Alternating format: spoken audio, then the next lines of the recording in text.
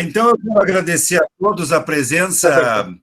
nessa nossa sala virtual de trabalho. Agora já temos 50 membros na sala, o que é bem dentro aliás, acima das nossas expectativas.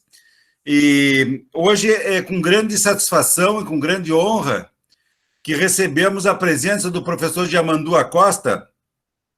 O professor Yamandu Acosta é um dos filósofos, um dos grandes filósofos latino-americanos, pertencentes ao quadro, até o final do ano passado, ao quadro da Universidade da República, no Uruguai. Já esteve aqui em outras ocasiões, na URI de Santo Anjo e na Unijuí, e nos brindou com palestras maravilhosas. E o professor Yamandu Acosta amavelmente aceitou esse convite para que nós pudéssemos fazer essa sessão de trabalho com vocês.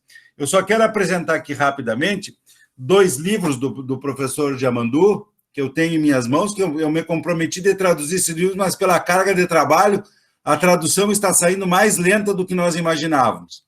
Mas, na medida do possível, nós vamos trabalhando. Então, aqui eu tenho em mãos Sujeito e Democratização no Contexto da Globalização, Perspectivas Críticas desde a América Latina, e o outro livro do professor Yamandu, Filosofia Latino-Americana e Democracia em Chave de Direitos Humanos. Então, uma pessoa absolutamente com todas as credenciais para nos fazer uma palestra sobre direitos humanos na América Latina em época de pandemia. E eu queria, então, te agradecer de coração, Yamandu, em meu nome, em nome do professor Douglas, que esse é uma atividade do nosso grupo de pesquisa de fundamentação crítica dos direitos humanos e também do grupo de pesquisa Novos Direitos em Sociedades Complexas, da URI de Santo Anjo. E é uma grande satisfação, uma grande honra te receber, e eu espero que essa seja a primeira de uma das tuas brilhantes classes pelo Google Meet, e espero que nós possamos contar contigo em outras ocasiões. Então, agora, a pelota está nos teus pés. Por favor, nos brinde com a tua palestra, com a tua ponência. Bien. Bueno, buenas tardes.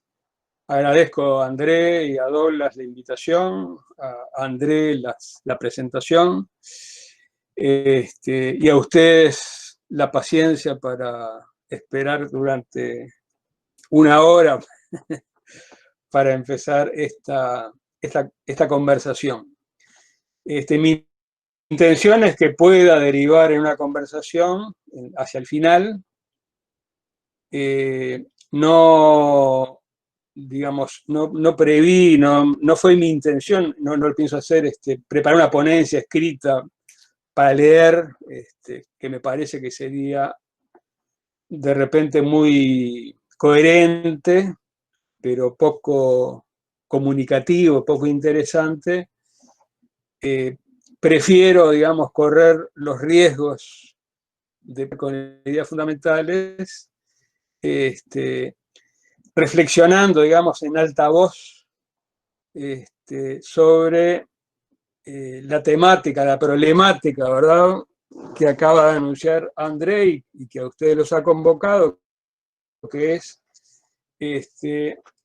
los derechos humanos en América Latina en contexto de pandemia.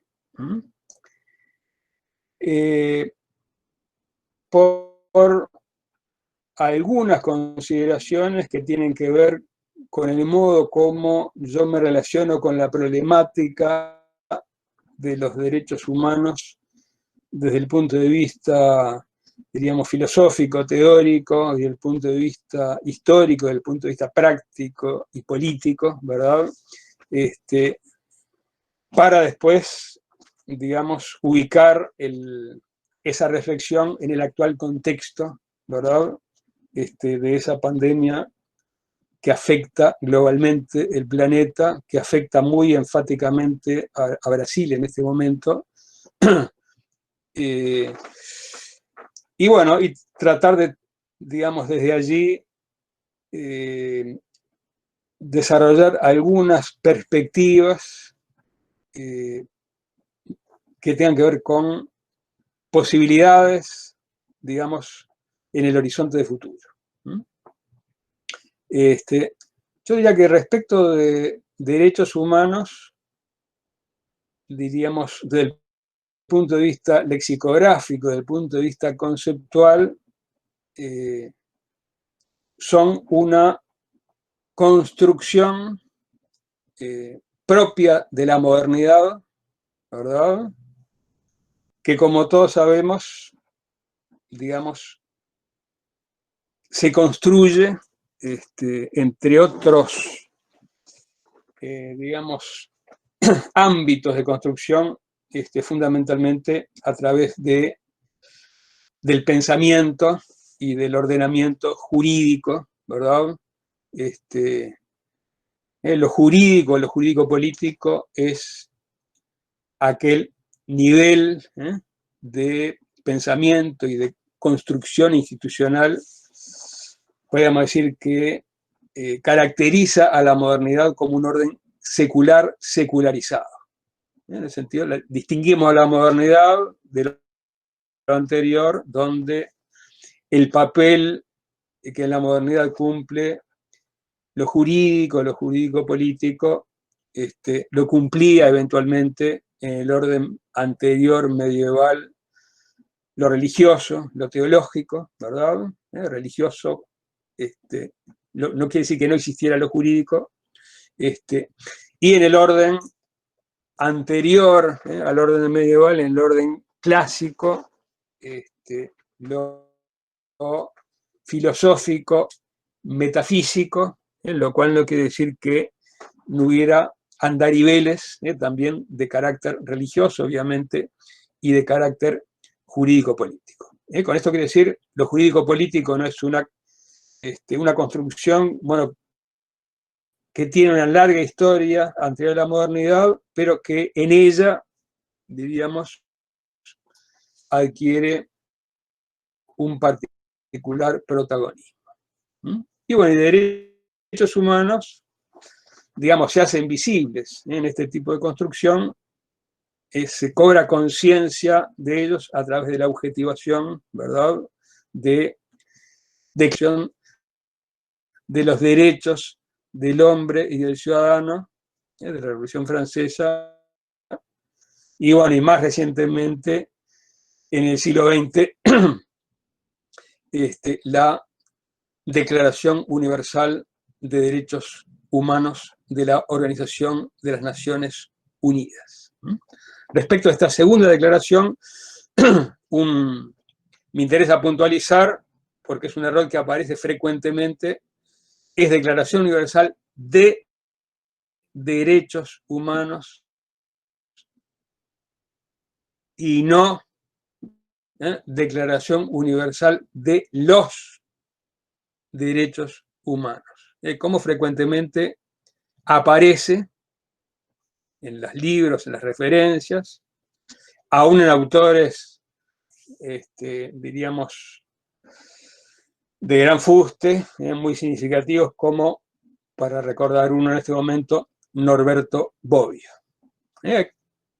La cuestión aparentemente menor es, sin embargo, importante, significativa, porque hablar de Declaración Universal de los Derechos Humanos, una N cantidad de derechos que son los derechos humanos, mientras que decir que es la definición correcta o la enunciación correcta, Declaración Universal de Derechos Humanos, refiere a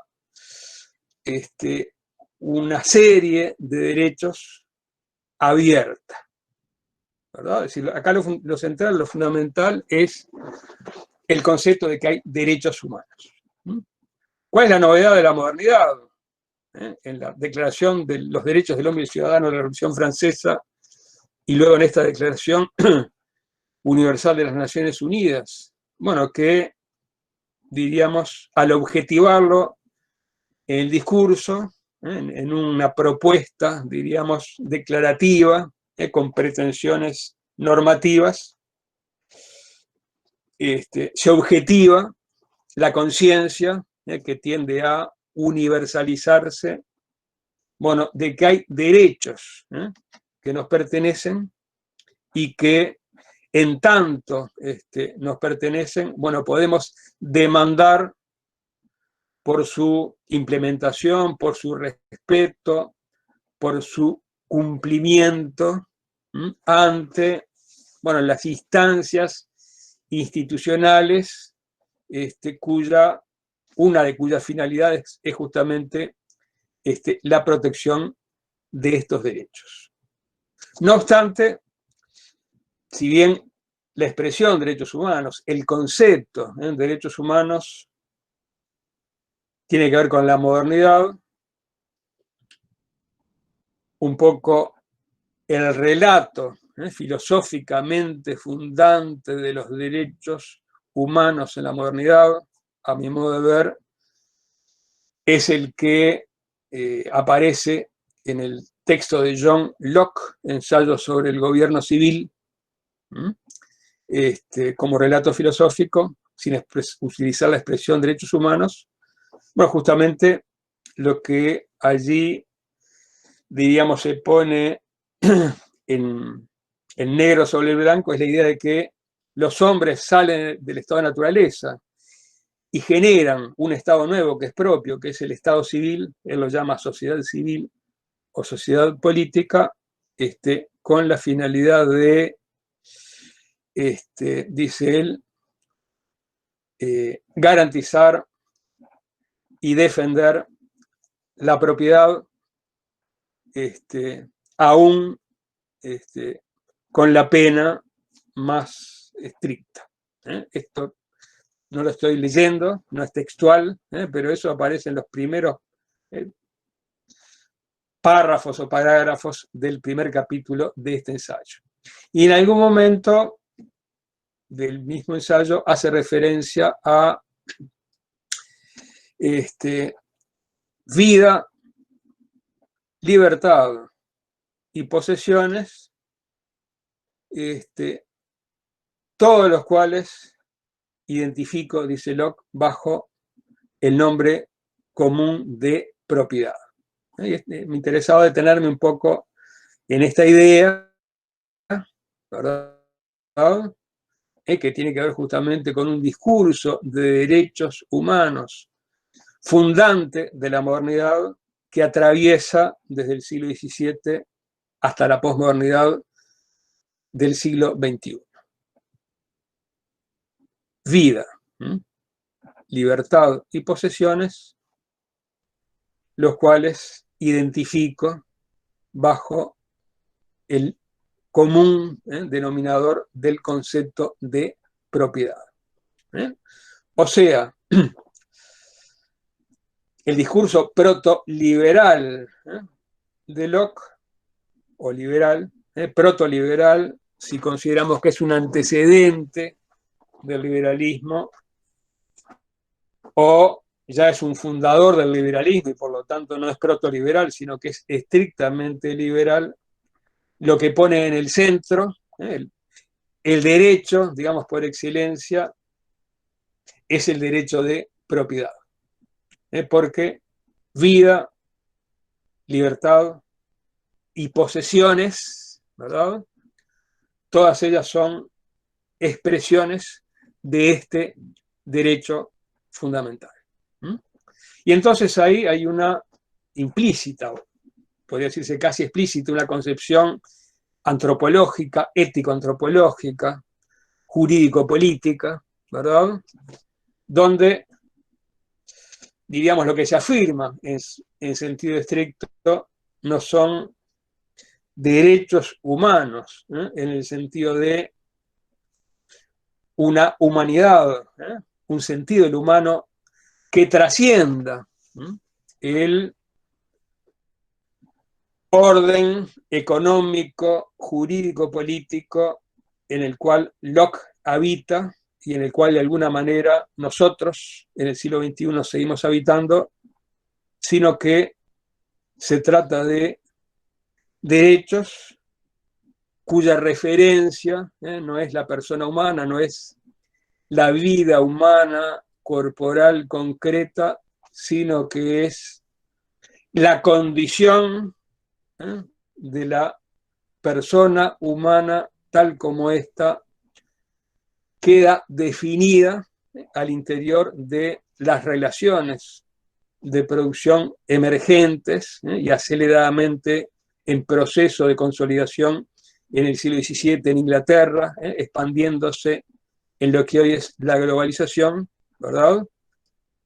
Donde de lo que se trata es, para decirlo de una vez, no de los derechos del ser humano en cuanto ser humano, sino de los derechos de el ser humano en cuanto tiene un lugar en la estructura y por lo tanto un lugar en las instituciones a través de las cuales esta estructura se hace visible, ¿verdad? Y en última instancia podría decirse, bueno, en definitiva, no son derechos del ser humano, sino que son derechos de la estructura. Es decir, al ser derechos de la persona, del individuo humano, definido al interior de la estructura por la mediación de las instituciones, derechos institucionalizados, ¿verdad? Que es el único mecanismo que conocemos en la modernidad justamente para identificar derechos, su institucionalización, son derechos, podemos decir, no de la persona humana en cuanto persona humana, sino de la persona humana en cuanto propietario. Con lo cual quedan dos alternativas, ¿verdad? O la ficción, para que sean derechos humanos universales. Todos somos propietarios, que es un poco la ficción que hace Locke y sobre la cual fundamenta jurídico-políticamente la legitimidad del contrato de trabajo, ¿verdad? Alguien puede, en uso de su vida, su libertad, su responsabilidad, contratar su fuerza de trabajo, su capacidad de trabajo con otro, ¿verdad? Libremente, porque, diríamos, esto no implica sino un ejercicio, ¿verdad?, de la condición universalmente compartida por la cual todos hipotéticamente somos propietarios de nuestra vida. Porque recuerden que vida, libertad y posesiones, todo eso se condensa bajo el común denominador del concepto de propiedad. Entonces la vida es una propiedad,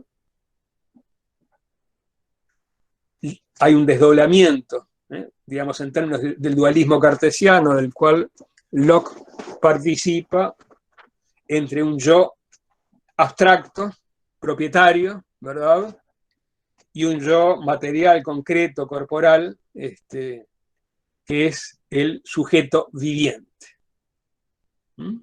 Yo no soy este sujeto corporal viviente, sino que yo, en cuanto a propietario, soy propietario de este yo corporal y por lo tanto puedo hacer con mi cuerpo lo que como sujeto en relación al objeto quiera hacer. Entre otras cosas, bueno, contratar por un salario mi fuerza de trabajo.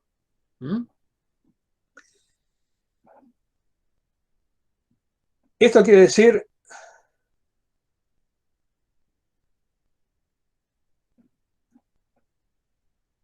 si bien los derechos humanos son referencias centrales de un orden de convivencia democrática, en ese sentido suscribo la tesis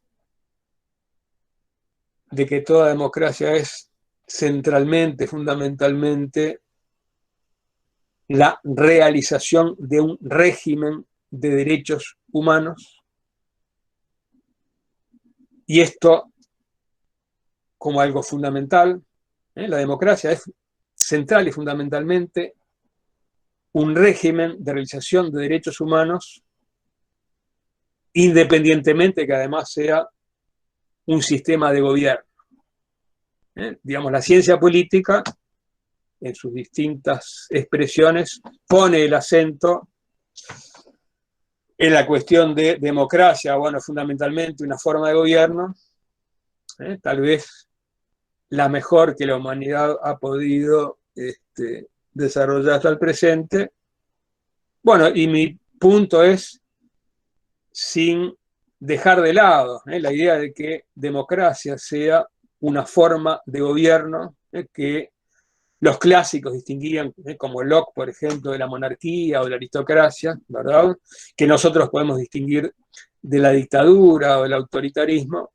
En otro plano de análisis, que es el que me interesa, democracia es central y fundamentalmente la realización de un régimen de derechos humanos. Por lo cual, la referencia a los derechos humanos, su cumplimiento, su presencia, su protección, su implementación, etcétera, etcétera, no solamente, diríamos, o pretendo, califica lo que se llama la mayor o menor calidad de la democracia. Una democracia tiene más calidad si cumple mejor con la implementación y protección de derechos humanos, ¿verdad? Tiene menos calidad si cumple menos o algunos no los cumple, etcétera, sino que tiene que ver con la identidad misma de la democracia.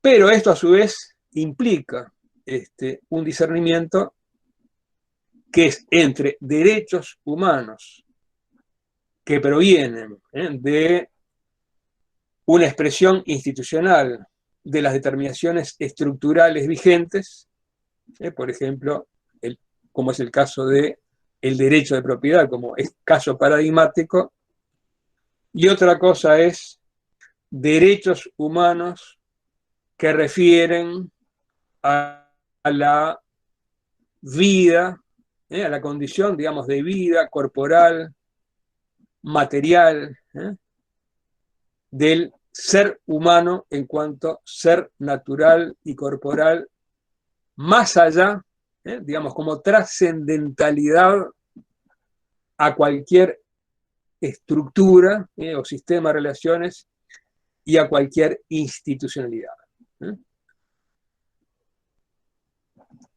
Y diríamos, estos derechos humanos que justamente quedan de alguna manera invisibilizados detrás de la construcción estructural institucional,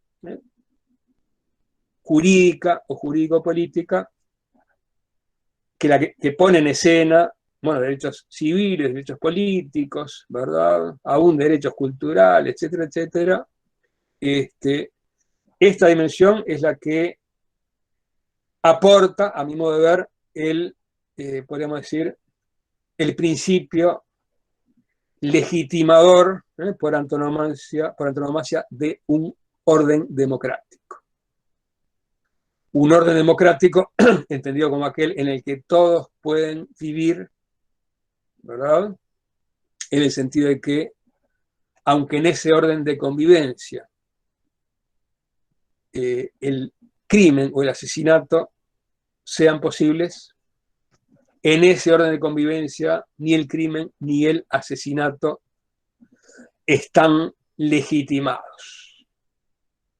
Y a propósito de ello, y esto ya es una señal para el contexto actual de la pandemia en América Latina en general, en el Brasil muy en particular, no solamente hay crimen y asesinato intencional, ¿verdad?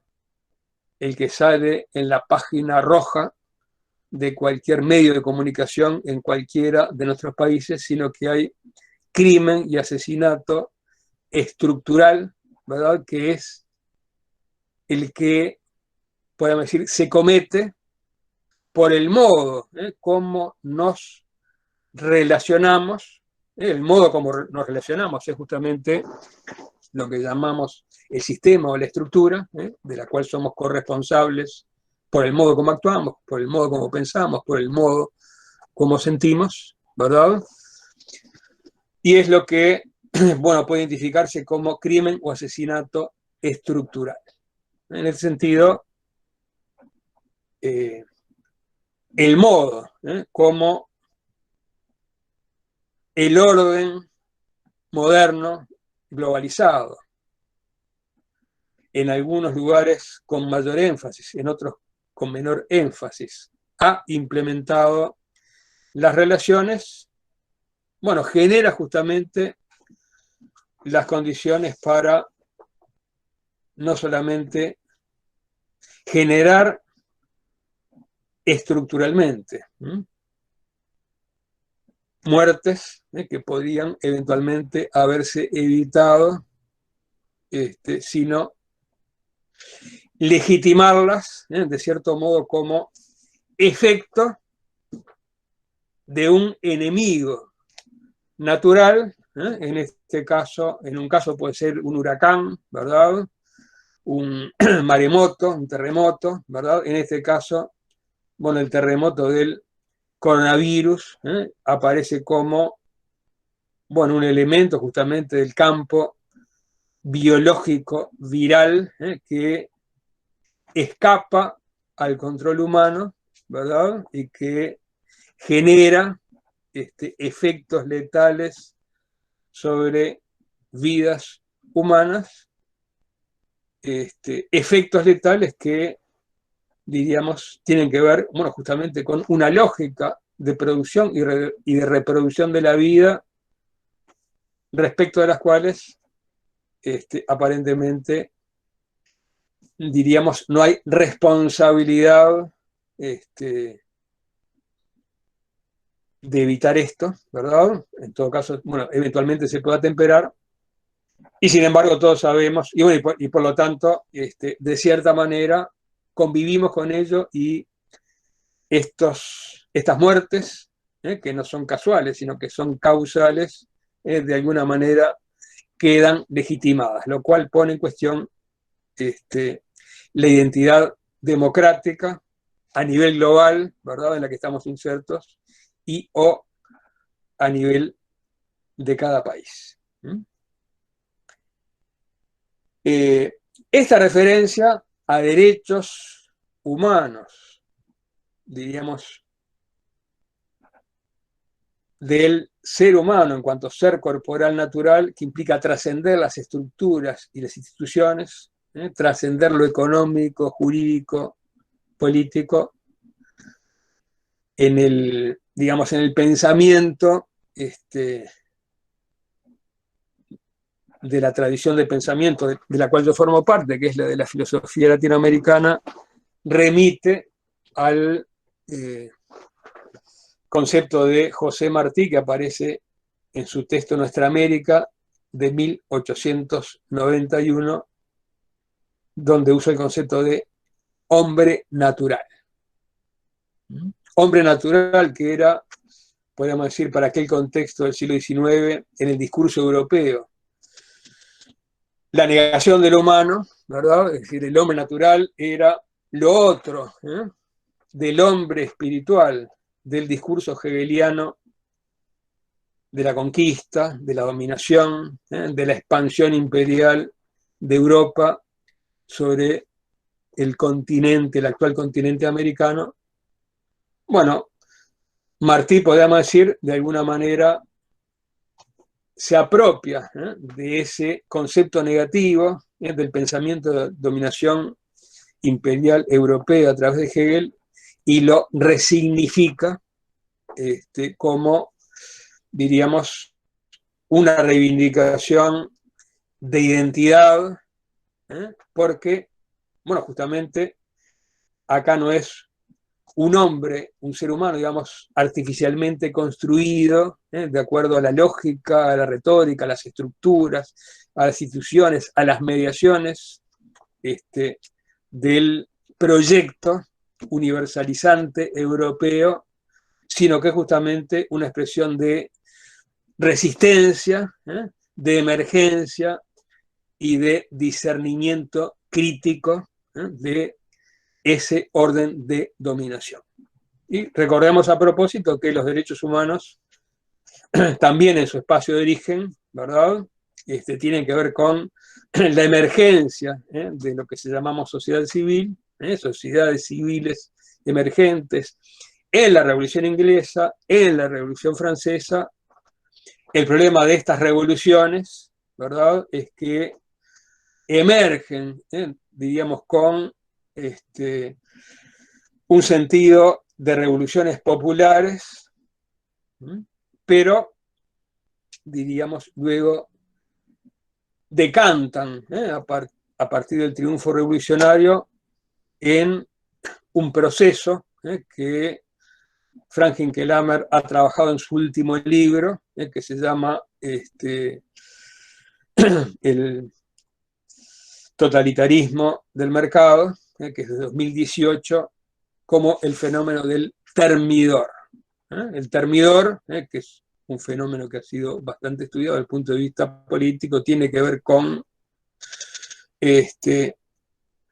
podríamos decir, que en relación a la Revolución Inglesa, que fue inicialmente una revolución popular, Locke es el que, de alguna manera, a través de su pluma, escribe el discurso del termidor, es decir, el discurso del que transforma esa revolución en beneficio de un sector, el de los efectivamente propietarios, en detrimento, ¿verdad?, de sectores mayoritarios de la propia sociedad inglesa, fundamentalmente, justamente, aquellos que habían puesto su vida, podríamos decir, en la construcción de ese proyecto de transformación.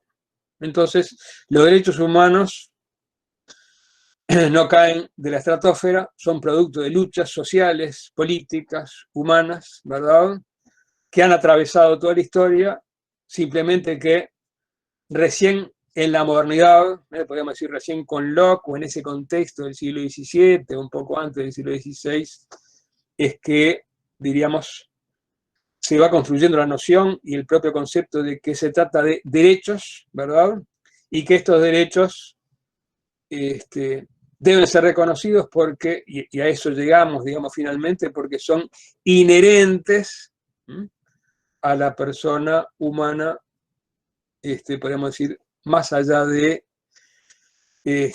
las prácticas efectivas respecto de ellos desde las estructuras de poder a nivel local o a nivel mundial.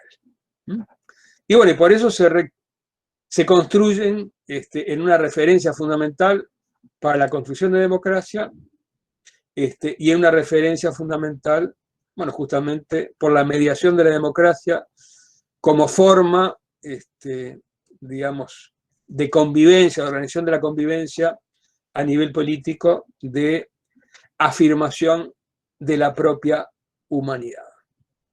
En el discurso de Martí, a que yo hacía referencia, que reivindica, decía yo, el concepto de hombre natural no tiene que ver con el buen salvaje de Rousseau ni nada por el estilo, sino remite a algo que nos identifica, podríamos decir, a todos los seres humanos, yo digo, a las distintas humanidades. Tal vez sea hoy más pertinente hablar de las humanidades que de la humanidad. Cuando digo humanidades no me estoy refiriendo a las disciplinas humanísticas, sino a las distintas formas dadas en el tiempo, en el espacio, de habitar lo humano, de construir lo humano, ¿verdad?, que no son homogéneas, ¿verdad?, y que son legítimas todas aquellas formas de construir lo humano cuya afirmación no implica la exclusión de otras formas de construir lo humano o de otras humanidades. Y lo que atraviesa a todas estas humanidades, bueno, es que todas participamos de esta, digamos, común condición natural, corporal, ¿verdad? Bueno, que es la que hoy se hace, esa comunidad de pertenencia hoy se hace especialmente visible en el planeta y en América Latina en particular, a partir, bueno, de ese salto zoonótico que de los murciélagos aparentemente al ser humano produce una pandemia, ¿verdad? Que se globaliza, ¿verdad? Y que parece haber llegado para quedarse, o ojalá que no fuera así, pero parece haber llegado para quedarse y o para dar lugar a otras expresiones o manifestaciones, diríamos, de características semejantes o eventualmente peores, esperemos que no, de este tipo de fenómenos, ¿verdad? Bueno, que afectan de muchas maneras, y espero no olvidarme y volver sobre esto, a la vida humana. En ese sentido, somos o habitamos humanidades diversas, los riograndenses son una humanidad próxima, pero distinta a la de los paulistas y a la de los de Río de Janeiro, y a nosotros, los uruguayos, los montevideanos, somos una humanidad próxima, pero diferente a la de Salto, de donde es el abuelo de Douglas, etcétera, etcétera. Bueno, pero todas las humanidades tenemos en común, ¿verdad?, esa condición natural, corporal, ¿verdad?, que le lleva a Martí a señalar en el mismo texto, cito, y acá sí es textual: viene el hombre natural, indignado y fuerte, y derriba la injusticia acumulada en los libros. Viene el hombre natural, indignado y fuerte, y derriba la injusticia acumulada en los libros. ¿Cuál es el criterio de la justicia? Bueno, el criterio no es la norma, supongamos el Código Penal, el Código Civil, sino que el criterio frente a instituciones que, por ser mediación y expresión de estructuras, afectan negativamente al hombre natural y por lo tanto a la naturaleza y al ser humano como ser natural, y al ser humano en su relación con la naturaleza y a la naturaleza en su relación con el ser humano, que es lo que hoy acontece, ¿verdad?, con fuerte visibilidad en la pandemia. Bueno, ahí lo que Martí da cuenta, lo que expresa justamente es que la referencia para discernir críticamente el sistema, en este caso la referencia para discernir críticamente de qué hablamos cuando hablamos de derechos humanos, es el hombre natural y no los repertorios jurídicos o de otro tipo que dicen, bueno, los derechos humanos son tal, cual y cual, y hay derechos de primera generación, civiles y políticos, que se dan de suyo, hay otros que económicos y sociales, bueno, que deben reconocerse, pero que no, digamos, es mucho más dificultoso implementarlos, etc. Diríamos,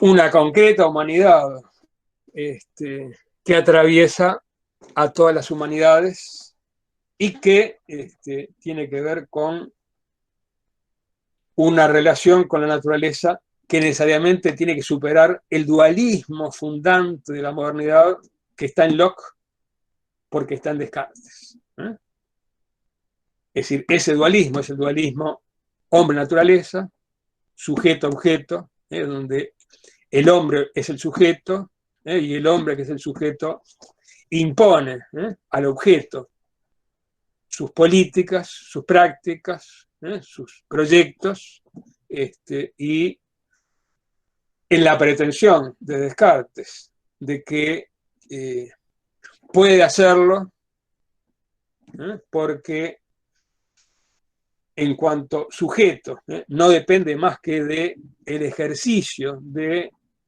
la condición que lo identifica, que es el ejercicio del pensamiento racional, bueno, entonces parece no depender de ninguna historia, de ningún cuerpo, de ninguna naturaleza, y que puede hacer sobre los cuerpos y sobre la naturaleza lo que, digamos, quiera hacer como una especie de relevo moderno, secular de Dios. Es decir, crear un mundo según su proyecto, a su imagen y semejanza. Bien, a propósito de esto, y siempre de un punto de vista, podríamos decir, analítico, crítico, normativo, bueno, quiero recrear dos imperativos categóricos de la modernidad europea, ¿verdad? Y someterlos a la mediación de un imperativo categórico de la transmodernidad desde nuestra América en José Martí. ¿Por qué? Bueno, porque derechos humanos tienen que ver, desde el punto de vista normativo, con la afirmación del humano. El primer imperativo categórico del siglo XVIII, que seguramente todos recordamos, los aquí presentes, aquí a distancia presentes, el de la segunda fórmula del imperativo categórico de Kant en la fundamentación de la metafísica de las costumbres, obra de manera tal que puedas,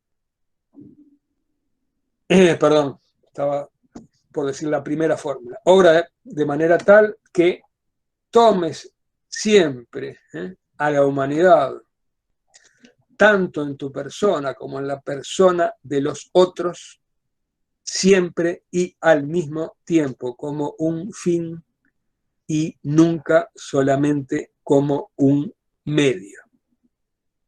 Lo reitero. Imperativo categórico quiere decir imperativo no condicionado, no es hipotético, y no ofrece alternativas, ¿verdad? Obra de manera tal, es decir, es un mandato, es un imperativo para la acción, que tomes la humanidad, o sea, lo humano, en tu persona como la de los otros, siempre y al mismo tiempo como un fin y nunca solamente como un medio. ¿Qué es lo que Kant está reconociendo? Bueno, que siempre tomamos de hecho, y yo diría, no solo de hecho, sino inevitablemente a la humanidad, tanto en nosotros como en la persona de los otros, siempre como un medio. Esto pasa siempre. ¿Verdad? Cuando subo al ómnibus, el conductor del ómnibus, su humanidad es para mí un medio. Es decir, su acción como chofer es la que me permite llegar a mi destino. Cuando me relaciono en el almacén con el almacenero, bueno, el almacenero es un medio, que es el que me permite proveerme de los productos que necesito y así sucesivamente. Y cuando me relaciono conmigo mismo, ¿verdad? Cuando, bueno, me quedo trabajando, yo qué sé, supongamos, hasta las 3 de la mañana, en vez de ir a dormir, bueno, estoy usando mi humanidad, mi capacidad de trabajo, mi energía como un medio para lograr determinados resultados. Usar la humanidad como un medio es inevitable. De lo que se trata es que, independientemente de utilizarla como un medio, siempre debe ser tomada como un fin. Es decir, lo humano, la humanidad, lo que yo llamé las humanidades en sus diversas expresiones del humano,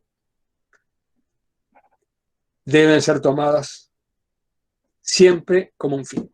El formular es un imperativo que yo identifico como de la intención, de la subjetividad. Es decir, cómo es que debo querer relacionarme con lo humano en mí o en los otros. Tiene que ver con mi interioridad. ¿Cuál es el problema? La limitación eventual de este imperativo. Bueno, que yo, supongamos, como Descartes, puedo querer, tal vez Descartes quería tomar, aunque era anterior a Kant, pero diríamos, podemos decir Descartes es un humanista, probablemente quería tomar su humanidad de los otros como un fin y no solo como un medio, pero como manejó un concepto equívoco, digamos, distorsionante del humano,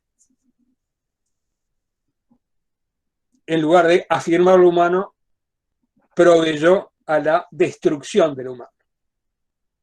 Porque al considerar que yo soy un alma, que es independiente del cuerpo y por lo tanto de la naturaleza, y que por lo tanto puedo relacionarme con el cuerpo, el mío, el que me pertenece, y con cualquier cuerpo como un objeto y someterlo a mis caprichos, a mi dominio, entonces en mi afirmación o en mi pretendida afirmación me niego, me destruyo.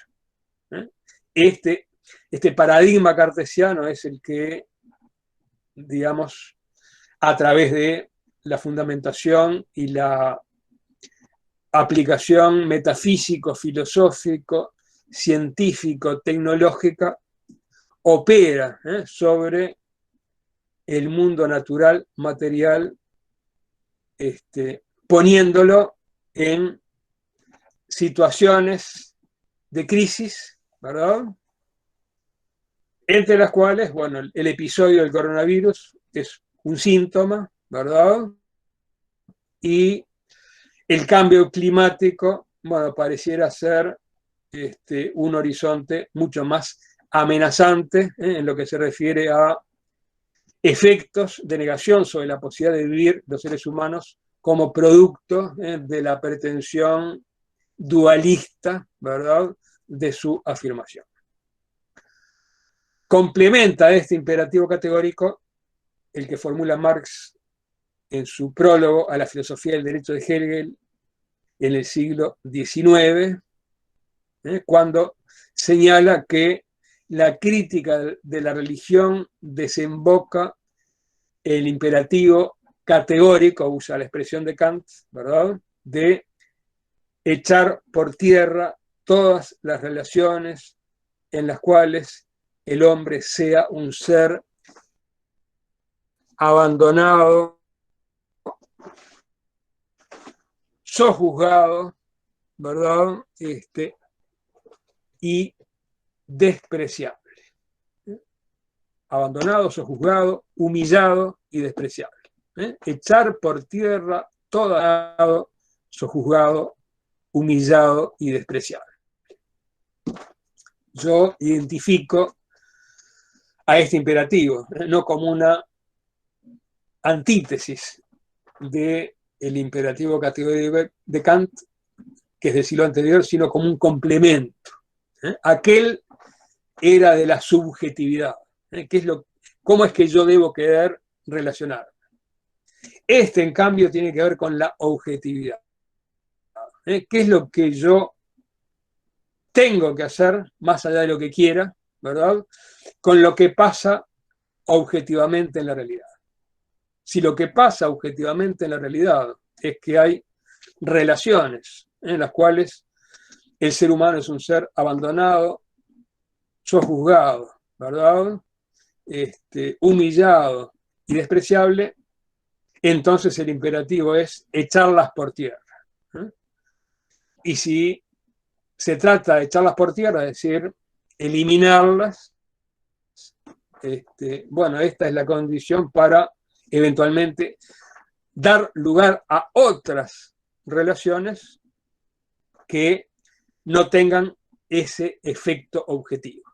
Que en vez de humillar, enaltezcan, ¿verdad? Que en vez de abandonar al ser humano, lo acompañen, etcétera, etcétera. Y bueno, hoy nos encontraríamos eventualmente ante lógicas de construcción del humano que en lo subjetivo, muchas de ellas, o eventualmente, digamos, las que tienen mayor capacidad de agencia, es como la del presidente Bolsonaro, con el mayor respeto, no toman la humanidad como un fin, ¿verdad? Y que tampoco frente a relaciones objetivamente existentes que hacen del ser humano un ser abandonado, sojuzgado, humillado y despreciable, no las eliminan, no procuran eliminarlas, no las echan por tierra para dar lugar a relaciones humanizantes. Entonces, imperativo categórico de la intencionalidad subjetiva más imperativo categórico de la transformación, ¿no? Crítico, el de Kant, imperativo categórico de un humanismo de la praxis, el de Marx. Es decir, una esfera es en Kant la, diríamos, dimensión de la filosofía crítica, y otra esfera es la dimensión de la praxis, tal como aparece en Marx. Y ahora me va a permitir leer un pequeño pasaje. Esto está en un texto que está publicado por la Revista Latinoamericana de Estudios en Cultura y Sociedad de este año, de marzo de este año, a partir de un evento realizado en Yaguarón, en la frontera con Uruguay, en la Unipampa, ahí lo pueden encontrar, donde hablo de un tercer imperativo categórico que, a diferencia de los dos anteriores, que son por su origen eurocéntricos y modernos, ¿verdad? Este es transmoderno, y acá uso un concepto que tomo de Enrique Dussel, transmoderno, y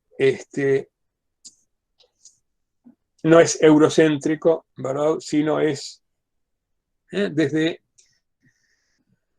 nuestra transmodernidad nuestro americana. Un paréntesis, bueno, ¿qué es la transmodernidad? No sé si han trabajado con ese concepto. Es un concepto que aparece en un libro de Enrique Dussel, que es un colega maestro, ¿verdad?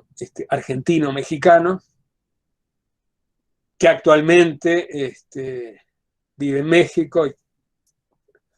Es posible encontrar en internet algunas decenas de intervenciones suyas, que son todas muy interesantes.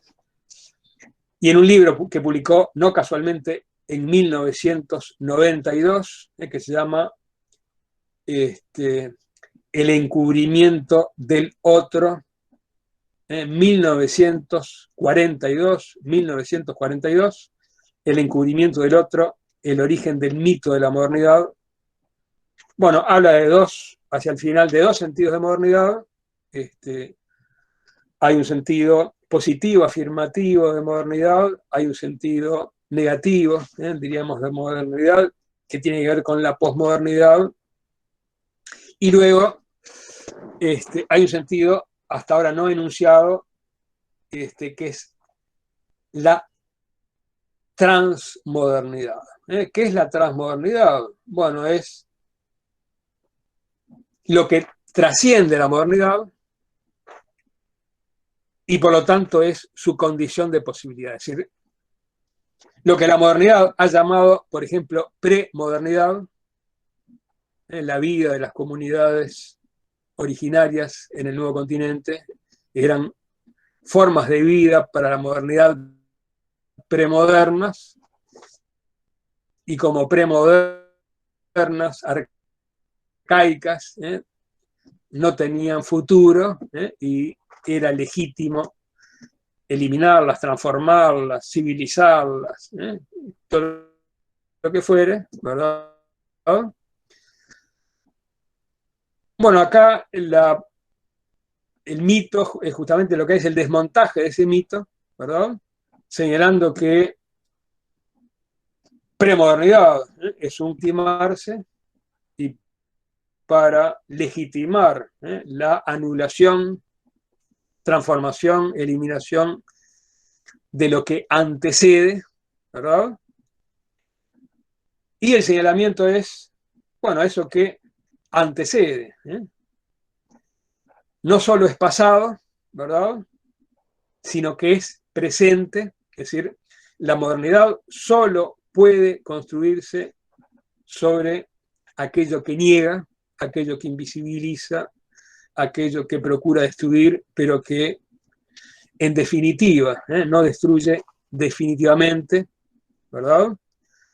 Porque sin, podemos decir, esa acumulación desde todo punto de vista social, económico, político, espiritual, etcétera, etcétera, la modernidad no hubiera sido posible.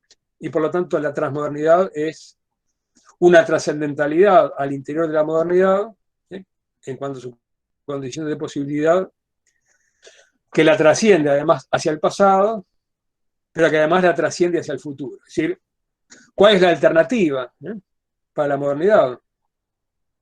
Bueno, eso es la transmodernidad, es decir,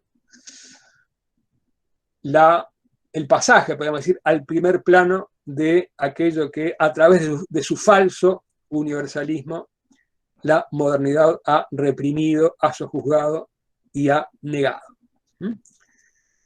Y bueno, y en Martí, en el mismo texto, se da que yo identifico como imperativo, categórico, ¿verdad?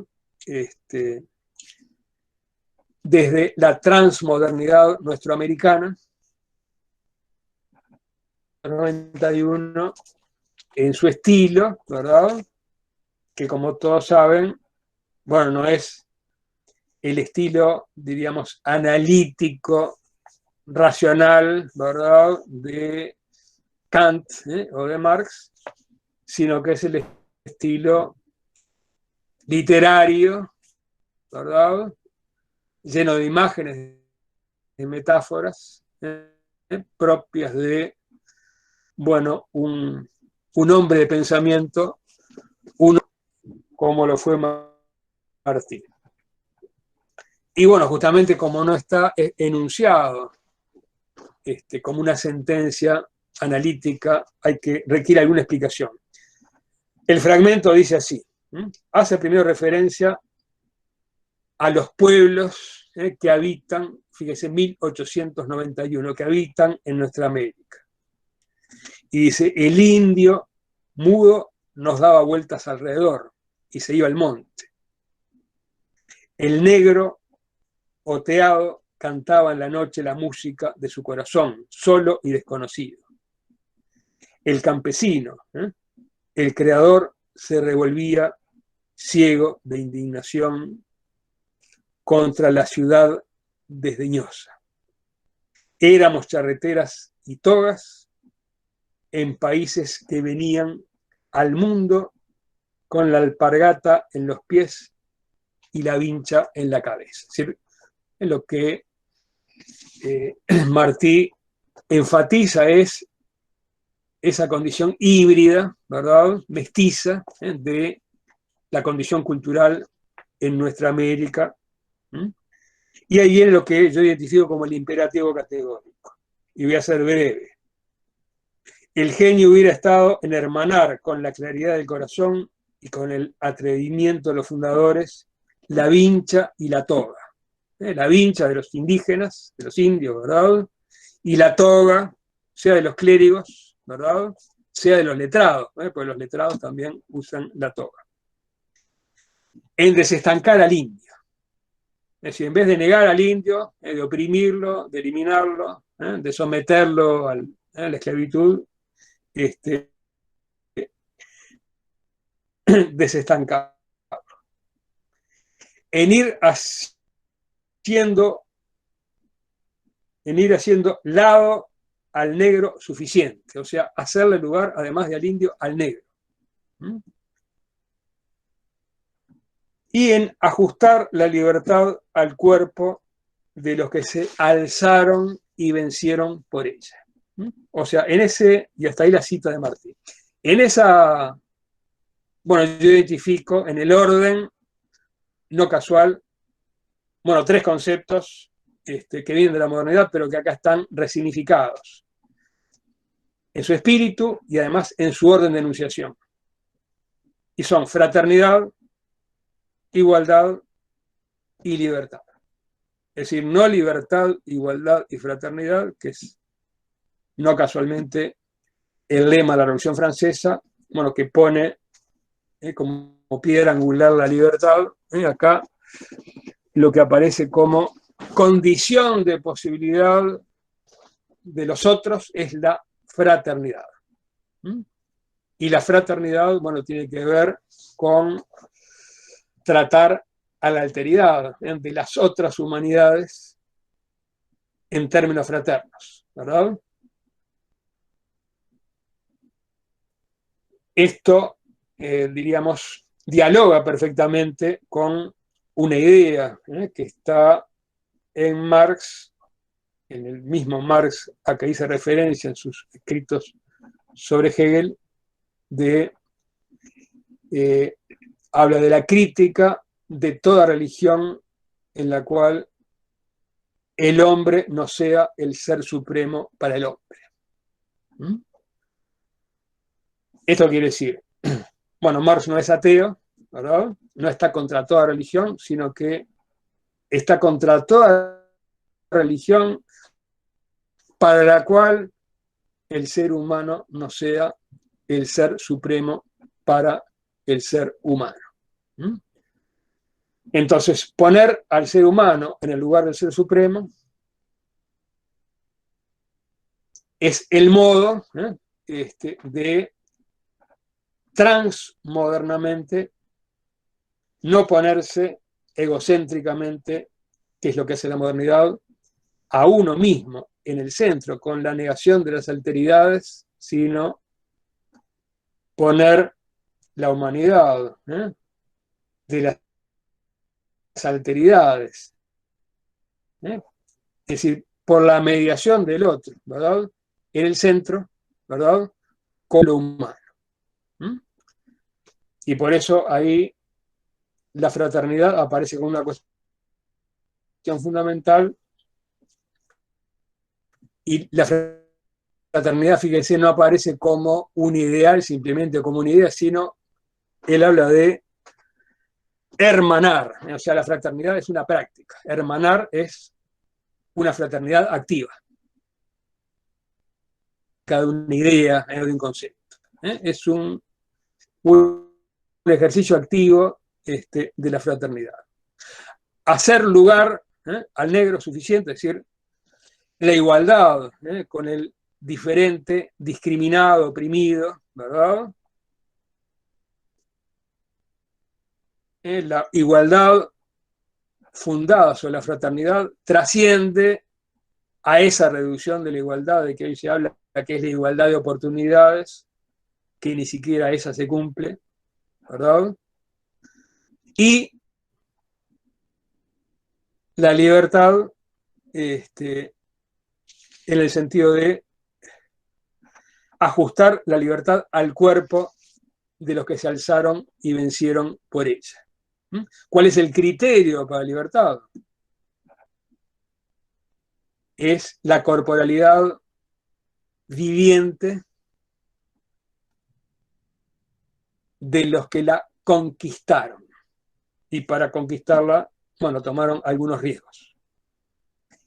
Es decir, una construcción de la libertad que procura evitar la lógica del termidor a que yo hacía referencia hace un rato en relación a la Revolución Inglesa, en relación a la Revolución Francesa,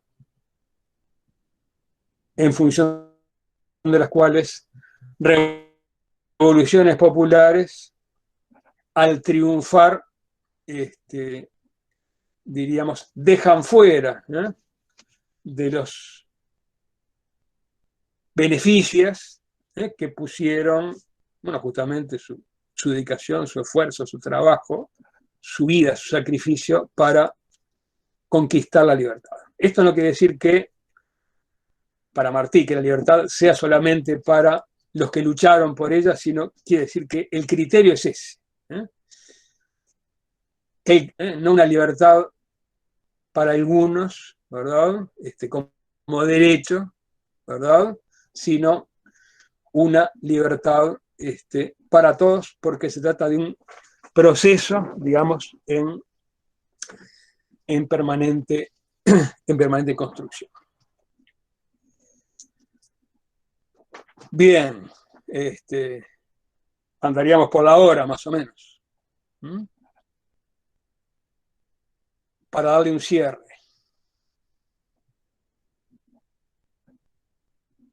No tenemos evidencia empírica de que la pandemia sea producto de una operación intencional de control biopolítico, ¿verdad? Y hemos recibido una luz de propuestas, de distintos orígenes, de análisis, y muchos sugieren esta cuestión, ¿verdad? Pero sí hay evidencia, bueno, porque la pandemia surge en 2020, o fines de 2019, ya no me acuerdo, en Wuhan, en China, aparentemente, de que surge, en dónde surge y cuándo surge. Por lo tanto, surge en este último tramo, ¿no?, de la modernidad capitalista. No obstante, China, digamos, bueno, todos sabemos, se desempeña políticamente bajo un régimen comunista. Ese régimen comunista administra, desde el Estado,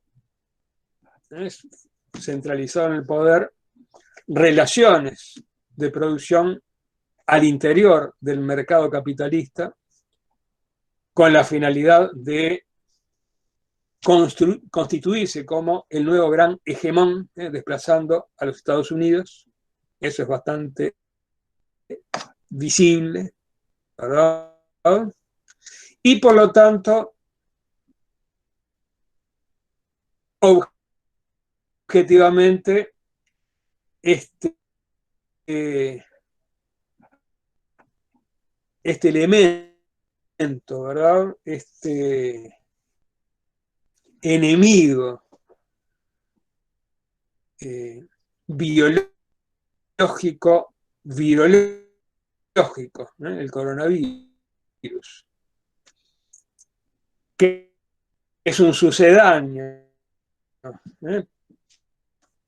de anteriores enemigos que no han desaparecido, enemigos para el sistema. El comunismo en la Guerra Fría, ¿verdad? El fundamentalismo, asociado al fundamentalismo, en particular al fundamentalismo islámico, en relación a estos enemigos, como el coronavirus, sus antecedentes, la gripe aviar, la gripe porcina y otros,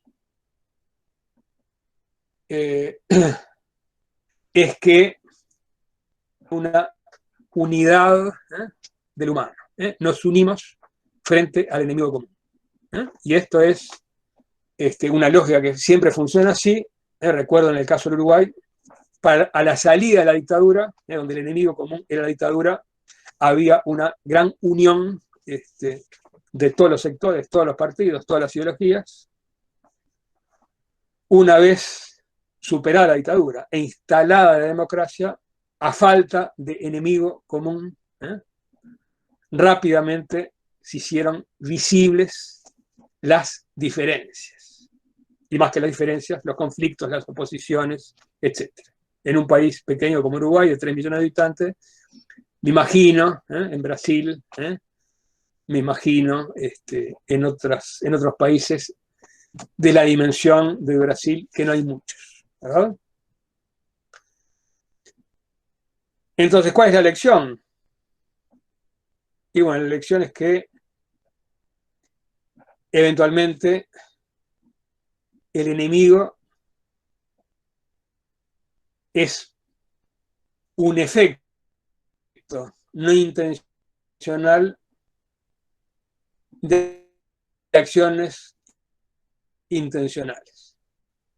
El comunismo fue un efecto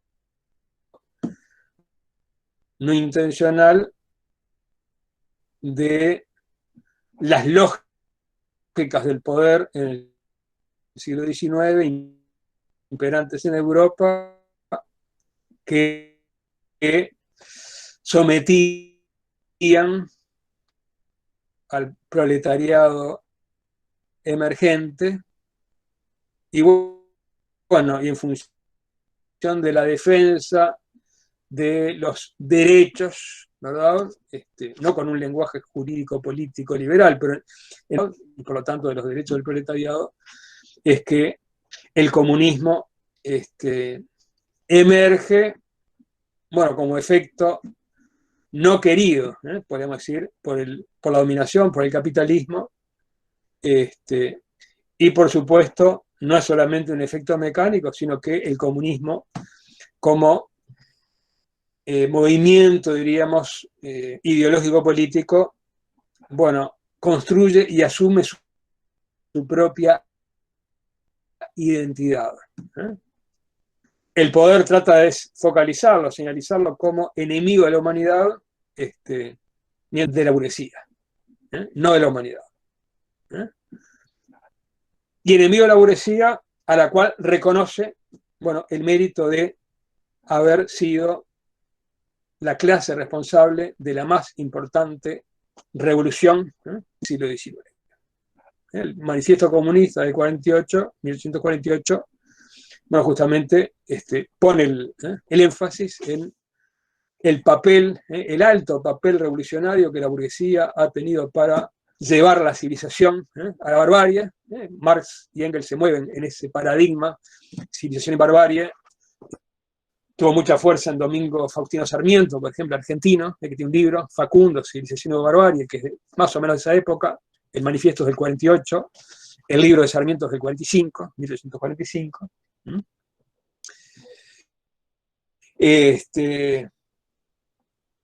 Y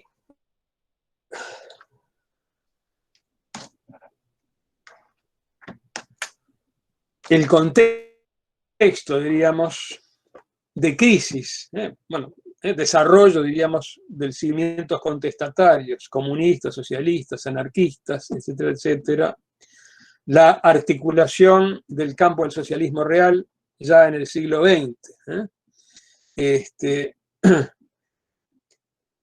bueno, generan tensiones, amigo-enemigo, que atraviesan el planeta, en la Guerra Fría, ¿verdad?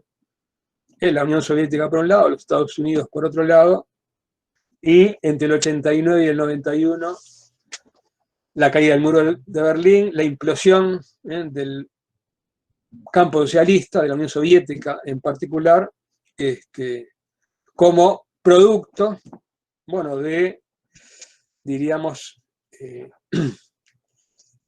condiciones de contradicciones internas del propio campo socialista, se señalan muchos, la falta de democracia en particular, el haber transformado la dictadura del proletariado en dictadura contra el proletariado, sobre el proletariado, a partir de la nomenclatura burocrática, etcétera, etcétera,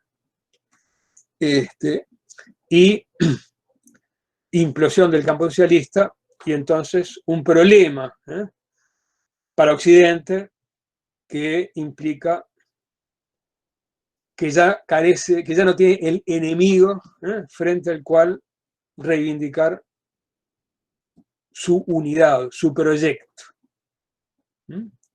Es lo que se llama una victoria a lo pirro o victoria pírrica, ¿verdad? Entonces la necesidad, podríamos decir, sistémica, en función de esa necesidad de unión frente al enemigo, de un enemigo de relevo, y ese enemigo de relevo es, a mi modo de ver, el terrorismo globalizado, ¿verdad? Asociado al fundamentalismo y en particular al islamismo, es decir, al fundamentalismo islámico, que son todas, son falsas reducciones, porque todos sabemos que el Islam no es terrorista. El Islam es una religión de una alta espiritualidad que nada tiene que ver con el terrorismo, independientemente de que haya terroristas que sean fundamentalistas de origen islámico, así como hay fundamentalistas cristianos en Estados Unidos y en otras latitudes, ¿verdad? Que, diríamos, despliegan, en el caso de Estados Unidos, diríamos, lógicas de ejercicio de, del terrorismo de Estado, en el caso de Estados Unidos, porque Estados Unidos considera hasta hoy al mundo como su territorio, y a la población del mundo como la población que está en su territorio y que por lo tanto, bueno, tiene, diríamos, el deber y el derecho allí donde la libertad está en juego, la democracia está en juego, los derechos humanos están en juego, a desplegar guerras preventivas, guerras humanitarias, guerras en función de que hay armas químicas que después no existen, etcétera, etcétera. Y bueno, y acá hay un cambio cualitativo, también el terrorismo como el comunismo es un efecto no intencional de un sistema de dominación, ¿verdad? Es el enemigo de relevo en el contexto posguerra fría, ¿verdad? Y ahora viene a, digamos, reforzarse y o sustituirse por un enemigo de una naturaleza totalmente diferente, que ya no es ideológico, político, sino biológico, viral. Donde el enemigo, digamos, aparece como externo, está en la naturaleza, está en las cosas, donde el enemigo, a diferencia de los anteriores ideológico-políticos, no puede autoidentificarse, sino que somos nosotros los que lo identificamos. Y en realidad eso nos torna ciegos, es mi hipótesis, ¿verdad?, respecto del efectivo enemigo que somos nosotros mismos, como sociedad global, como sistema, ¿verdad?, al mantener y reproducir relaciones que hacen del ser humano un ser abandonado, sojuzgado, humillado y despreciable, y al insistir en relaciones, como señalaba Marx en El Capital, como lo son las relaciones capitalistas de producción, que solo saben desarrollarse socavando al mismo tiempo las fuentes de toda riqueza, que son la naturaleza y el hombre. Es decir, la naturaleza del hombre, o sea, el hombre, en cuanto ser natural y además histórico, cultural, en las diversas formas de las humanidades que representa, como soporte y referente que afirmamos en nuestras discusiones y elaboraciones en torno a la cuestión de los derechos humanos en América Latina, siempre y en particular en el contexto de la actual pandemia. Bueno, creo que podemos quedar por acá para no ser reiterativos y para no ser invasivos de las necesidades de las otras personas. Lo importante para mí sería, si hubiera lugar a intercambios, bienvenidos. Y gracias por la atención. Professor Yamandu, brilhante ponência, sempre com uma profundidade, uma erudição própria de um filósofo. E imediatamente eu colocaria assim, rapidamente, uma ou duas perguntas para o professor Yamandu, porque nós já estamos com as 5 horas e 20 minutos. Alguns de nós temos classes à noite, então, caso haja alguma pergunta, eu pediria que imediatamente fosse feita pelo chat para eu transmitir para o professor Yamandu, e para a gente terminar mais uns 10 minutos, para roubar mais 10 minutos da atenção do professor Yamandu. Então, por favor, está aberta a possibilidade de algum questionamento.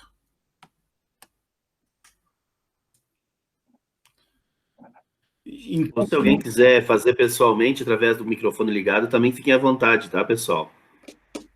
Professor, rapidamente, então, enquanto não surgem as perguntas no chat, eu perguntaria, será que a pandemia e essa tragédia que se abateu sobre a humanidade, especialmente sobre alguns países, será que vai haver uma inversão daquela lógica da Revolução Francesa, liberdade, igualdade e fraternidade, para uma fraternidade, igualdade e liberdade? Porque hoje, em países que têm governos de direita, como a Inglaterra, como o Brasil, como os Estados Unidos, a lógica ainda segue sendo essa mesma lógica, a liberdade em primeiro lugar e a fraternidade em último. Será que é possível uma inversão dessa lógica? Es posible, no es, digamos, yo diría, es necesaria, no en el sentido de que sea inevitable, porque de hecho no se da y puede no darse, pero es la alternativa que debería poder tener lugar, ¿verdad? Como, digamos, condición para remontar los efectos tan letales, tan nefastos de la pandemia en el mundo y en particular en Brasil en este momento. Esto, digamos, puede, digamos, ser criticado por el hecho de, bueno, se trata solo de una apelación moral. Pero bueno, es lo que, podríamos decir, en el campo del pensamiento, que es el que nos compete, podemos hacer,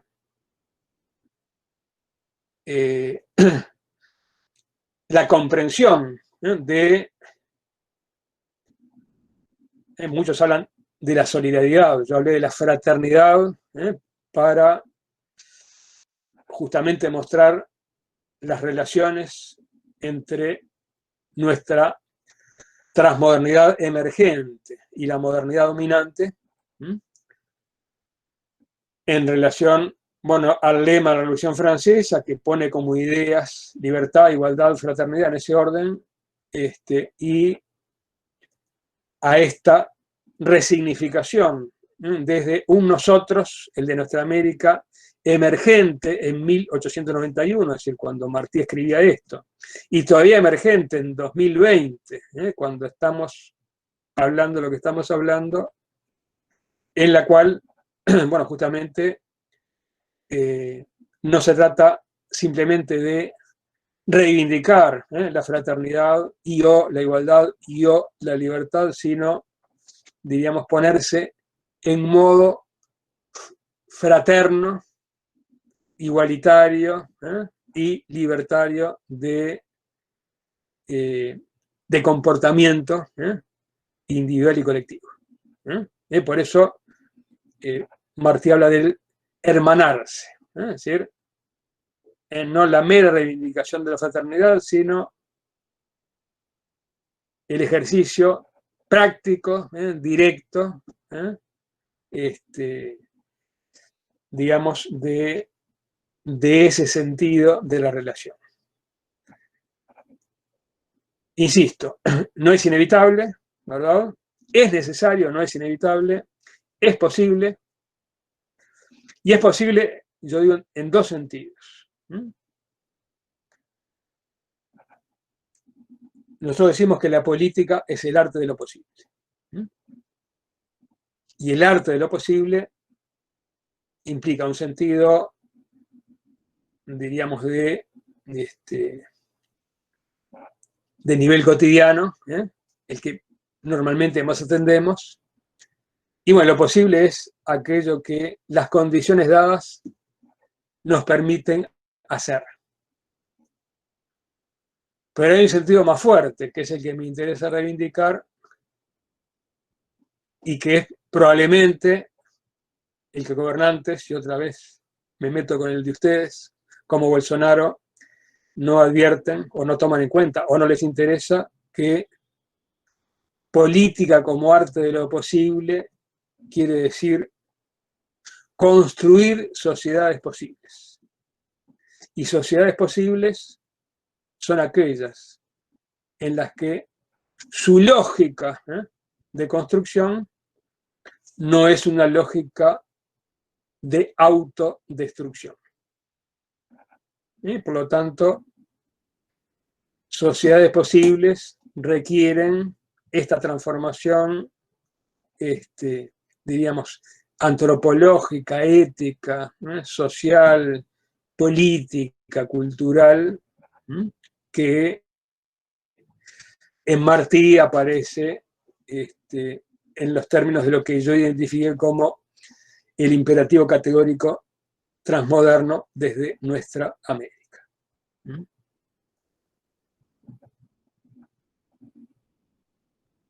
¿Queda claro? ¿Se entendió? Sí, ¿Se entendió? Sí, perfecto. Estaba cortando un poquito el sonido acá, pero perfecto. Bien. Douglas, tu quer encerrar? Acho que podemos encerrar, agradecer ao professor Yamandu pela brilhante exposição, professor Yamandu, a sua disponibilidade de dividir com os nossos alunos, tanto da URI quanto da Unijuí. Nós temos aí uma turma lá de Rondônia, temos alguns alunos aí presentes, uma turma de Cacoal. Você quer fazer alguma pergunta, Miguel?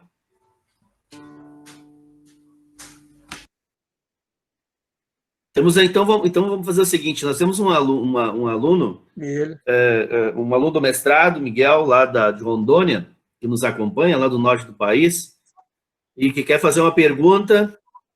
Sim. E aí, nós, depois da pergunta do Miguel, a gente faz o encerramento. Pode ser, André? para não tomar muito tempo também do professor Yamandu, e a gente poder todos Perfeito. organizar essas atividades da noite. Tá feito, perfeito. Por favor, Miguel. Boa tarde, professor Douglas, professor Yamandu, professor André Copete. É uma honra, né, sempre participar e poder ouvir um pouco de vários estudiosos do mundo, né? A gente está tendo uma oportunidade única diante dessa pandemia. Mas para não tomar muito tempo,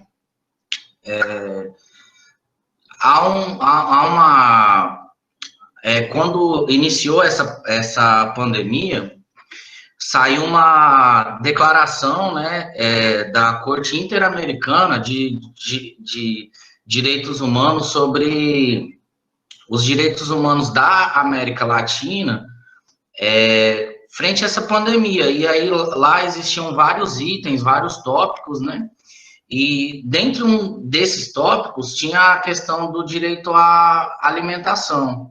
Eu li ontem, citando como fonte Isto É, de que a ONU alertou sobre uma questão de insegurança alimentar, né? Que poderia haver uma pandemia de fome na América Latina. Eu gostaria de saber do professor Yamandu como que ele está vendo essa questão, se ele vê que os países estão se organizando para não ter essa pandemia de fome, e se os países estão aplicando as orientações da Corte Interamericana de Direitos Humanos sobre aquelas disposições, aqueles estudos que foram feitos. E a gente percebe que a própria ONU também, às vezes, questão política e tal, ela não toma posições mais firmes contra países que não adotam os princípios, né? A gente pode citar aí mesmo ontem, que tinha uma resolução para poder, de alguma forma, censurar ou dar uma advertência aos países que não estavam seguindo resoluções em favor do povo e tal, e a gente vê que o próprio Brasil também, ele não aderiu, né? O próprio professor falou sobre a questão dos países de direita e tudo, como que o professor vê isso, em especial com relação à fome, né, a questão alimentar pós-pandemia. Creo, Miguel, muchas gracias por la intervención. Creo haber entendido en tu reflexión que tu interés va por el lado de qué es lo que hay en relación a una eventual pandemia por hambre. Es eso, ¿no? ¿Qué idea tengo yo sobre si se ha implementado o no, si hay estrategias o no para prevenir una eventual pandemia por hambre? ¿Es esa la pregunta? Correto, professor. Você me escucha? Sim, por a questão da fome. Sim, correto. Bien, bien, bien. A ver, no tengo, digamos, conocimiento, no tengo información empírica, cuantitativa, datos, ¿verdad?, duros, de cuál es la situación desde el punto de vista alimentario en los distintos países de América Latina. Me consta que en la Argentina el tema del hambre es un tema muy presente, no solo en el Gran Buenos Aires, sino en algunas provincias también, ¿verdad? Me consta que seguramente en Brasil, en las regiones más pobres, el tema del hambre es un tema, diríamos, estructural, es decir, que atraviesa la historia de Brasil de los últimos años, aunque hubo algunos cambios cuando los gobiernos del PT, etcétera, etcétera, ¿verdad? Con el programa de Hambre Cero. Y me atrevería a decir, pensando diríamos, con diferencias de país a país, en el caso del Uruguay, bueno, ya digo, somos pocos, somos 3 millones de personas.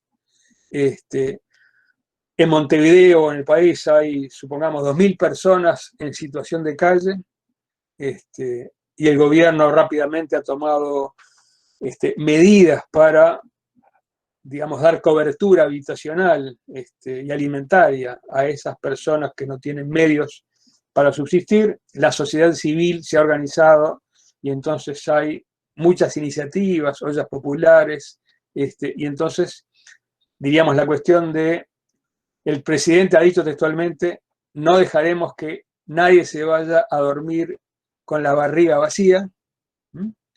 Entonces, digamos, la cuestión del hambre, en el caso del Uruguay, que tiene esas características de ser pocos, digamos, parecería estar, no digo resuelta, pero más o menos contemplada en términos de alta razonabilidad. Pero, claro, en sociedades, digamos, de poblaciones muy numerosas, especialmente asentadas, en lugares que no cuentan con las condiciones de habitación, diríamos, en términos de lo que requiere la dignidad humana, como son los asentamientos, ¿verdad? Las villas miseria, etcétera, etcétera. Y cito los vecinos más próximos, Brasil, Argentina, bueno, probablemente, o casi seguramente, la pandemia por hambre, que es anterior a la del coronavirus, juntadas, digamos, en la intersección de ambas, seguramente se da la condición para lo que hoy yo llamaba asesinato estructural, ¿verdad? La muerte por coronavirus y por hambre y por coronavirus, por falta de techo, por falta de higiene, por falta de agua potable, por falta de abrigo, etcétera, etcétera, etcétera.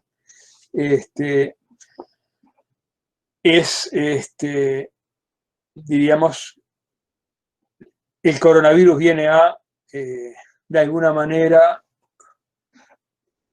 trasladar la responsabilidad a un enemigo natural externo, cuando la responsabilidad está en las relaciones que la humanidad ha establecido con la naturaleza y en las relaciones en particular que cada sociedad determinada ha establecido respecto de sus mayorías, ¿verdad? A las cuales, diríamos, en la aplicación de políticas de desmantelamiento, de políticas sociales en educación, en habitación, en alimentación, en salud, etcétera, etcétera, bueno, justamente las ha tornado especialmente vulnerables en el actual contexto. Y no estoy diciendo con esto, me parece, nada que ustedes mismos no puedan decir. No sé si soy claro. Clarísimo, profesor. Profesor Yamandú, sí. Aceptes un fuerte abrazo de un amigo en Brasil y mi nombre, en nombre del profesor Douglas, en nombre de nuestras universidades, de nuestros programas de posgrado, y esperamos que en su jubilación nos permita explotarle un poquito más sus conocimientos en otras sesiones de lives y de conferencias por vía virtual. Fue un gran honor ¿Cómo no? tenerlo acá para que nuestros alumnos pudieran conocer sus sus posiciones, sus puntos de vista y puntos de vista de un filósofo comprometido con la democracia y comprometido con el pensamiento latinoamericano. Profesor Yamandú, un gran abrazo, muchísimas gracias por la aceptación de nuestra invitación y después voy a entrar en contacto para que charlemos un poquito más de otras cosas que tenemos que hacer por adelante. Un gran abrazo, profesor Yamandú. Estimado Andrés, gracias por la invitación. Douglas, gracias, Miguel. Y bueno, todos y todas las personas que han estado, gracias por esta oportunidad de hablar con alguien, cosa que es bastante difícil en el actual contexto. Un gusto, una alegría. Que estén bien. Una alegría, un gran abrazo, una buena noche. Chao.